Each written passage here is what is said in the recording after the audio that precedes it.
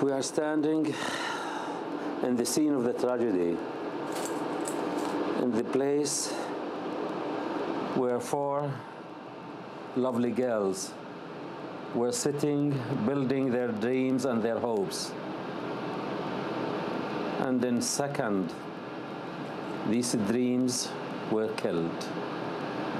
These flowers were dead. 3 of my daughters and 1 niece were killed in 1 second.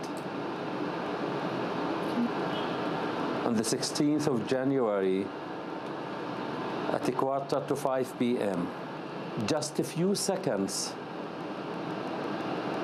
I left them. And they stayed in the room. 2 daughters here, 1 daughter here, 1 daughter here, and my niece with them. The first shell came from the tank's base, which is there, came to shell 2 daughters who were sitting here on their chairs. And when I heard this shell, I came inside the room to look. I can't recognize my daughters. Their heads were cut of their bodies. They were separated from their bodies, and I can't recognize whose body is this. They were drowning in a pool of blood. This is the pool of blood. Even look here. This is their brain. These are parts of their brain. Aya was lying on the ground. Shada was injured, and her eye is coming out. Her fingers were torn, just attached by tag of skin. I felt slaved, out of space, screaming, what can I do? They were not satisfied by the first shell, and to leave my eldest daughter. But the second shell soon came. To kill Aya, to injure my niece who came down from the 3rd floor, and to kill my eldest daughter Bisan, who was in the kitchen and came at that moment screaming and jumping. Dad, Aya is injured. The second shell, it penetrated the wall between this room to enter the other room. Look, this is the room where the weapons, where this room was fully equipped with weapons.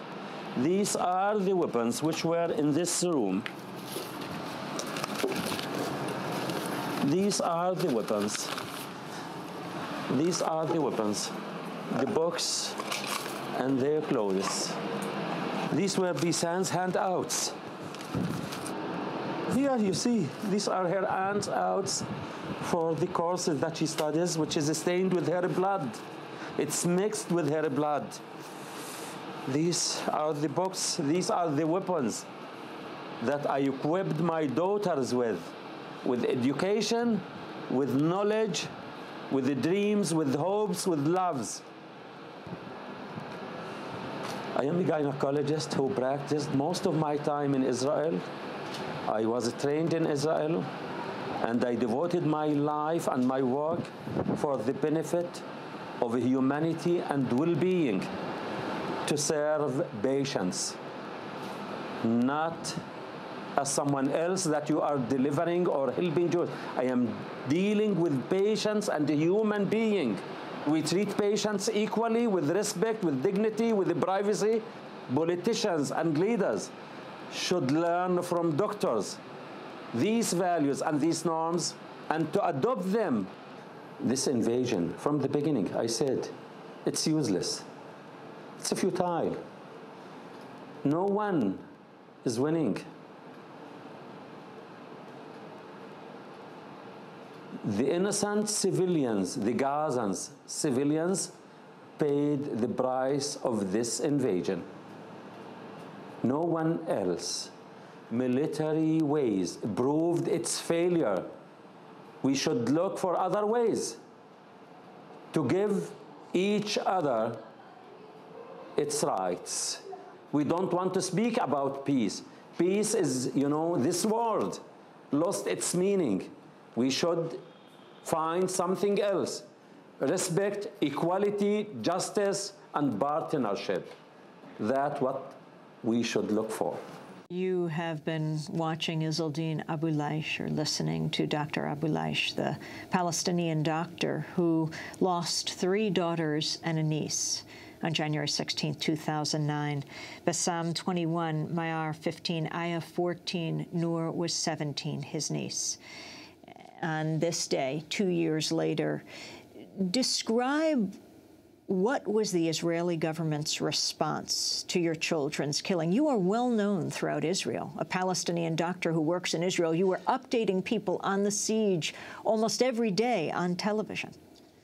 You know, it took 1 month to admit the responsibility and to say we shelled the house. As opposed to? As supposed to be done immediate, to recognize that and to admit, to take responsibility from the first moment, because they shelled it.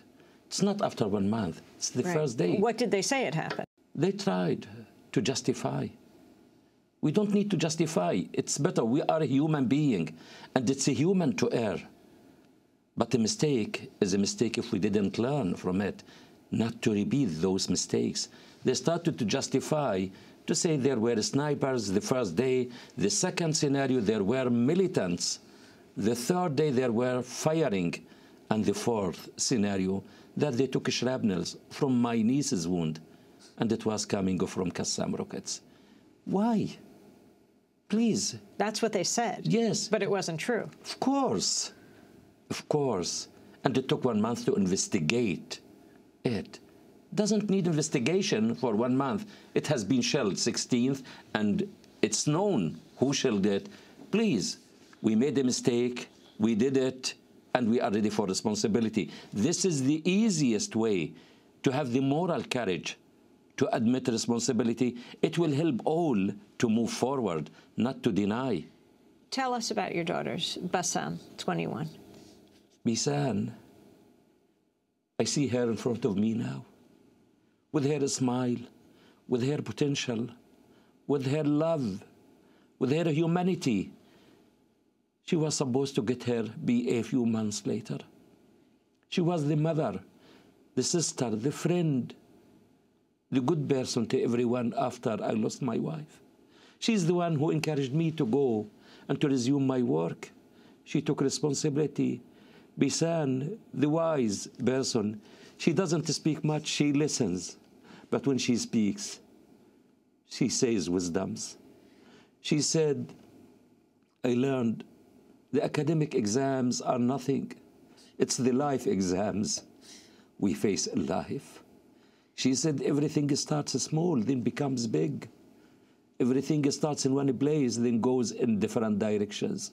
When I sent her to Creativity for Peace camp in New Mexico. In Santa Fe. In Santa Fe, she said, there I realized how similar are we. Can we learn from our children? You mean they're Israeli and Palestinian girls? Jewish, Christian, Druze. They learn that they are similar. And that's what do we need to learn from our children and to work for them. And tell me about Mayar, who is Mayar, 15. The smartest, the brightest girl. Afterwards, when I visited the school, she was #1 in math in the Gaza Strip. If they have a math problem in their class, the students look at each other. They can't. They say, if Mayar was here, she is the one who is for it. She was open-minded. She was the chairman of the Students' Parliament to represent them, to defend those girls. Aya was 14, who planned to be a journalist, to be the voice of the voiceless, to think of others, to defend others, and to work for them. They were fighters for humanity, for peace. They were connected with others to feel the suffering of other children. And that's what do we need. And Noor? Noor, she was 17. 17 years old, she came for her fate. She was in the camp with her mother, but she said she can't tolerate the life there in a public space, 50, 60 people in one room with shortage of everything. It's intimidation, humiliation. She said, I want to go there to be with my dad. So she came and stayed with us just 2 days before she came. And yet your book, Dr. Abuelaish, is called I Shall Not Hate, a Gaza doctor's journey on the road to peace and human dignity. You have been nominated for the Nobel Peace Prize. Your response has been remarkable. The response of Israelis to what happened to you, I mean, your cries for help were heard around the world in that conversation on Israeli Channel 10, not conversation, your wailing for your family. Those daughters, when I want to bring them justice, I must be healthy. And hate, as every one of us knows, it's a poison. We don't want to be injected with it.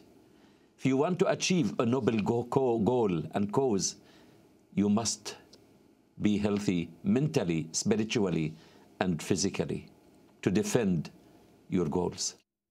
Dr. Izzeldin Abuelaish, his 3 daughters and niece were killed in his home in Gaza when it was shelled by Israeli tanks on January 16, 2009, during the 22-day Israeli assault on Gaza. We'll come back to our conversation with the Palestinian gynecologist in a minute.